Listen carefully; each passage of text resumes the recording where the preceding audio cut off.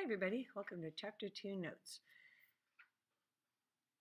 Here's a great example of why measurement's so important. This is a Mars orbiter.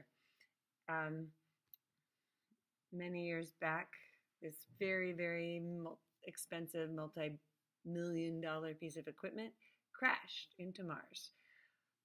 Turns out it was because the metric and the English units were not matching, and one scientist thought he was using metric and the other thought he was using English and didn't communicate well. So, to avoid crashing your Mars lander, let's learn how to measure. All right, quick basics. Why the metric system? You've probably heard this for years. Number one, it's based on powers of 10. Makes it super easy to convert. You move your decimals around. Much easier mathematically. Two, you have fewer units to remember. Mass is grams, etc. And then you know a set value of prefixes that you use over and over again. Everybody say hi to Mr. Bluestone. Video bomb. Cool. All right, next. Finally, it's the international system. I just did a little research and found out that there's only 3 countries in the whole world still using the English system. Everybody else is using metric. US, Liberia, and Burma. So at least we got some company. There's a National Metric Week coming up, the 10th week of the 10th month. Makes sense.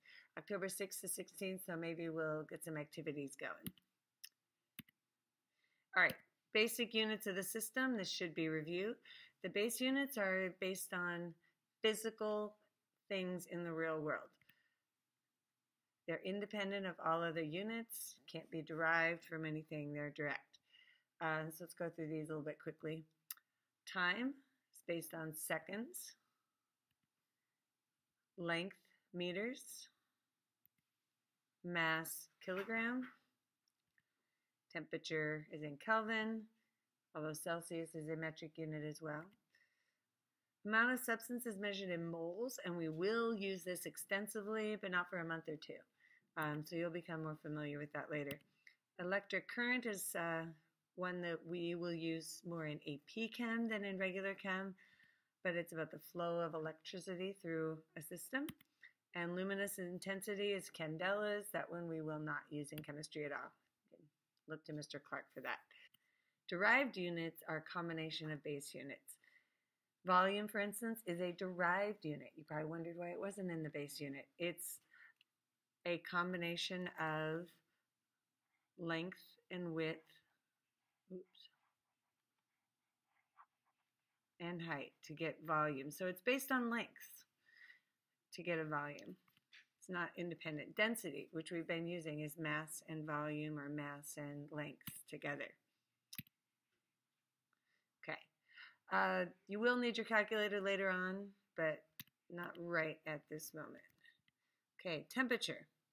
It's based on freezing point and boiling point of water in our Celsius system. In the old Fahrenheit system, it was based on the coldest day in a certain place in Europe. And I can't remember what the hottest day was. Anyway, what the other reference point was. But water freezes at 0 degrees Celsius and boils at 100. See? Super easy. Kelvin scale freezes at 273 and boils at 373.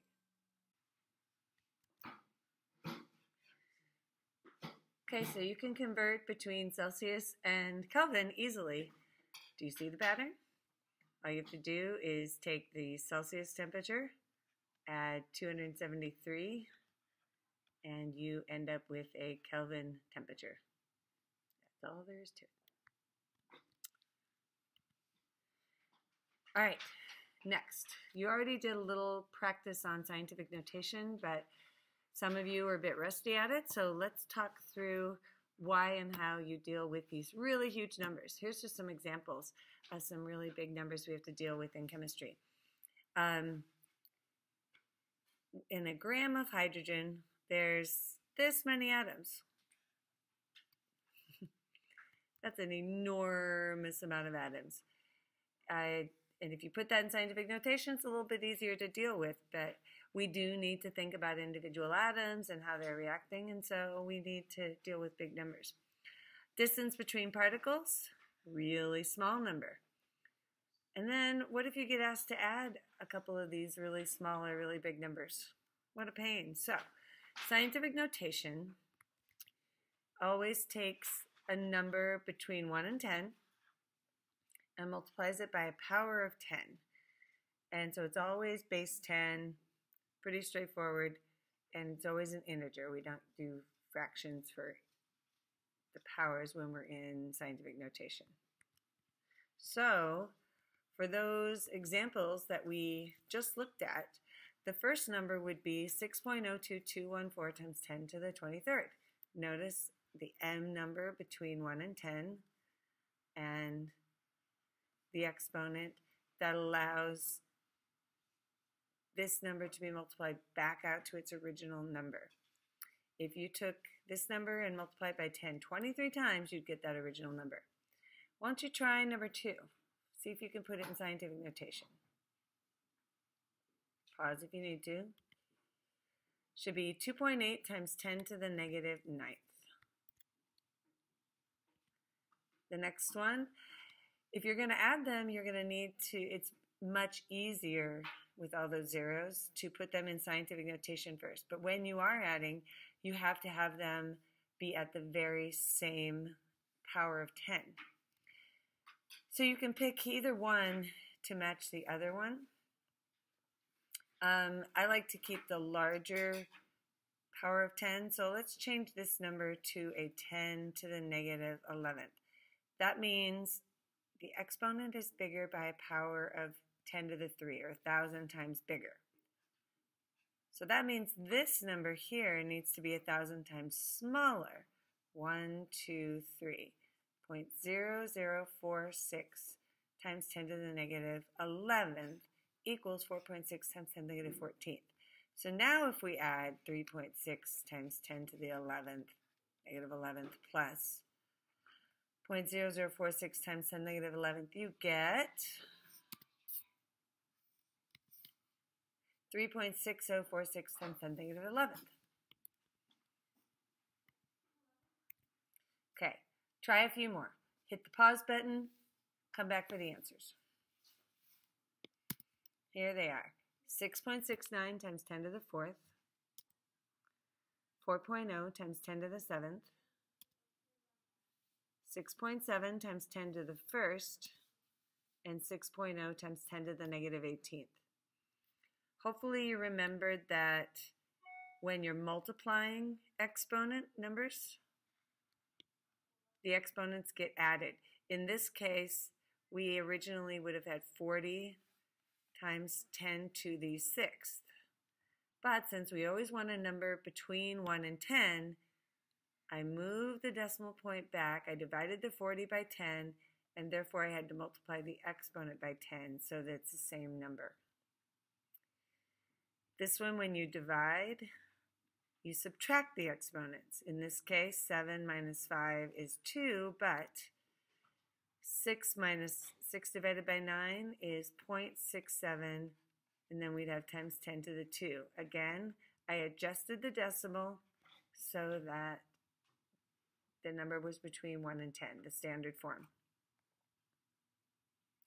And here again, 3 divided by 5 is 0.6, and you get 10 to the negative 8 minus 9, which is negative 17. So if I move that over, I get 6 times 10 to the negative 18.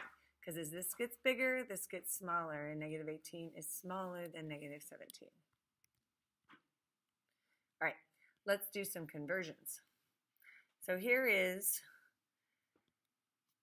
the guy who in, I don't know what year, but he had the record for the longest long jump in the Olympics for many, many years. I think it may have been broken at this point.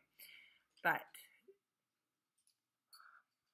Jay Faklaris jumped 7.15 meters.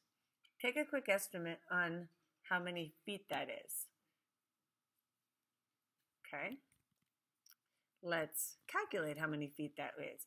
I'm going to demonstrate the process of what I call the factor label method of conversion, or dimensional analysis. It's using a bunch of ratios, a bunch of proportions in sequence to get from one unit that you have into another unit that you want. Okay. So we started at 7.15 meters, and we want to know how many feet it is.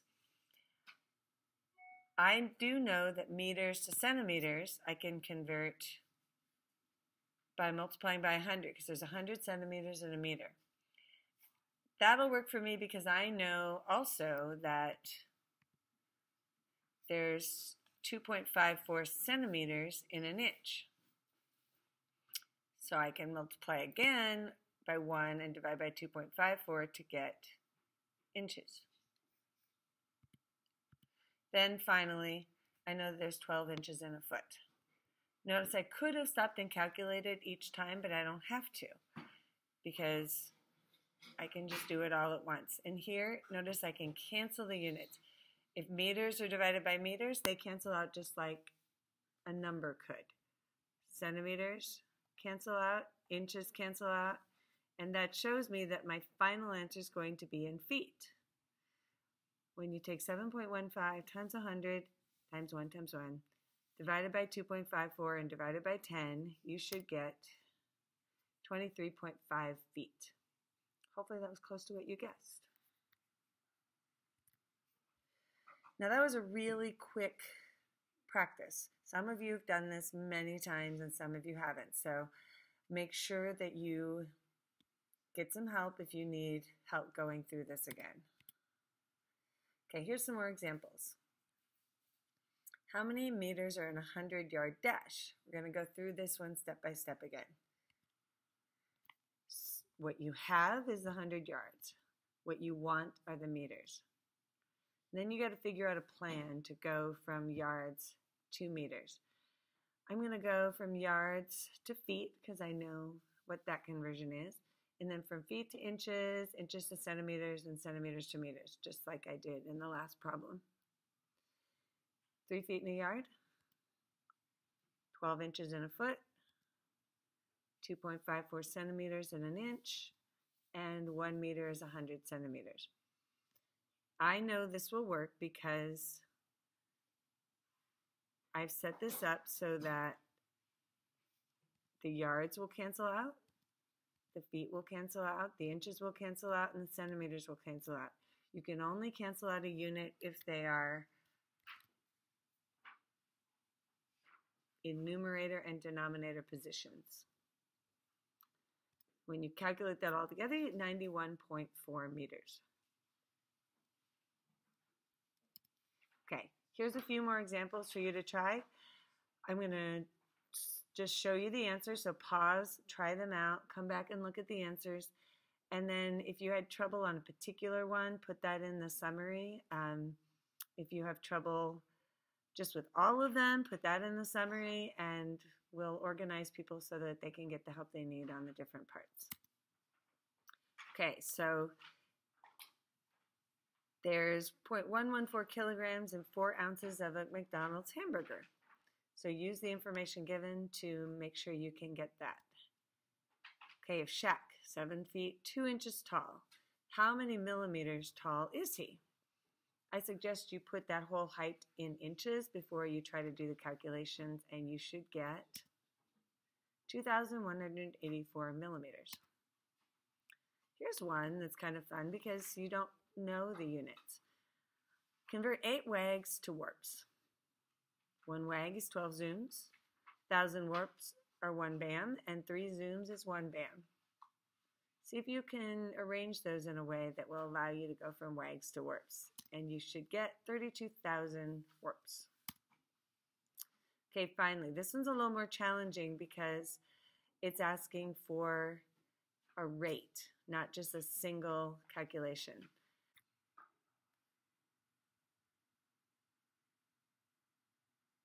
I'm going to let you try that and get to the answer of 3.6 times 10 to the 9th switches in a minute.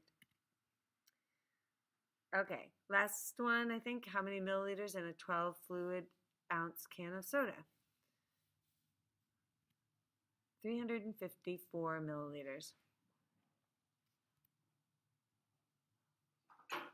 Okay, when you're done, if you feel like you've gotten those all figured out, then you're in good shape. If you're struggling with them, then I suggest you read,